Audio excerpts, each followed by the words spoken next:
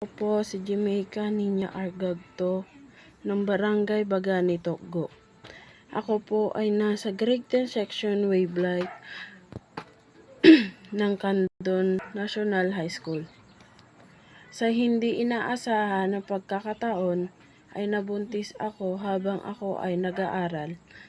Nabigyan pa rin ako ng pagkakataon na mag-aral at sumailalim sa ADM bilang isang ina. Napakahirap para sa akin na pagsabayin ang pag-aaral at pag-aalaga sa aking anak. Puyat, pagod at minsan sobrang stress. Minsan hindi na rin ako nakakapasok sa kadahilanan ng walang-wala talaga kami. Hindi sapat ang kinikita ng aking tatay, samantala nagtitinda ng kung ano-ano ang aking nanay. At kung minsan siya rin po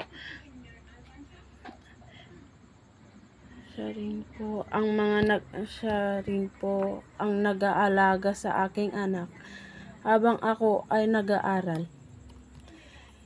Dahil may pangarap ako sa buhay at para na rin sa aking anak. Mahirap ang modular, ngunit mas mahirap ang walang pinag-aralan.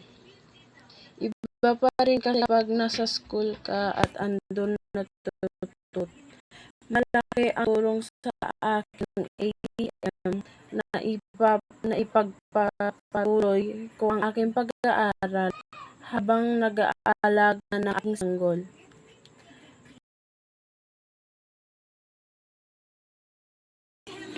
Ako po si Dolorosa Argagto po. Ako po ang ina ni Jamaica Niña Argagto.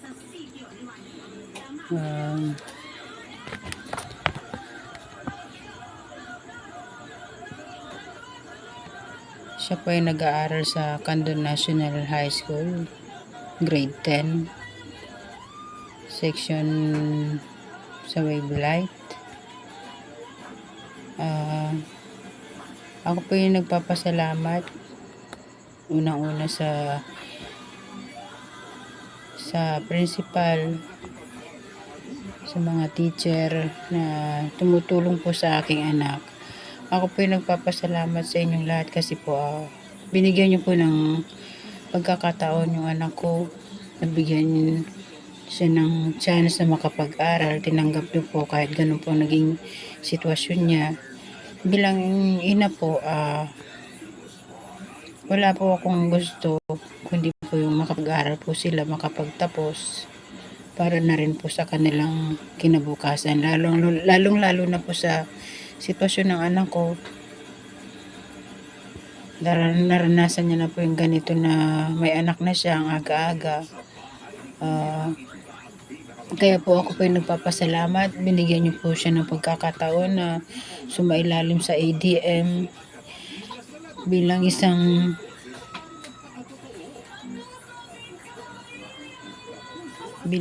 estudyante ng Candon National High School. Binigyan niyo po siya ng pag-asa para po maitaguyod niya po ang kanya sarili. Ako po bilang isang ina, ginagawa ko po lahat para matulungan yung pong anak ko. Pero talaga pong sadyang mahirap ang panahon, mahirap yung sitwasyon. Kasi nga po, mayroon po kaming maliit na bata. Tapos yung pong kinikita ng asawa ko halos talaga kulang. Tapos ako po nakakapagtinda pero kulang pa rin po. Kaya minsan talaga hindi po sila nakakapasok. Gusto ko man po silang pumasok araw-araw pero talaga pong alam po ng Panginoon talaga na hindi po makakayanan. Kaya malaki po yung pasalamat ko sa mga teacher niya kasi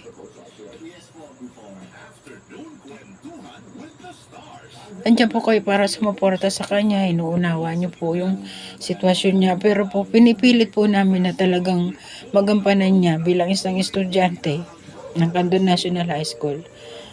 na siya makapag-aral araw-araw.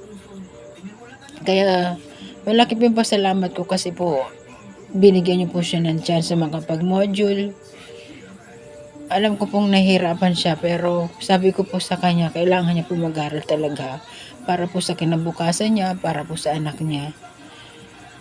Kaya ako po yung malaki po yung pasalamat ko na una po sa principal ng Candon National High School, sa mga teacher ng anak ko, sa advisor niya. Maraming pong salamat.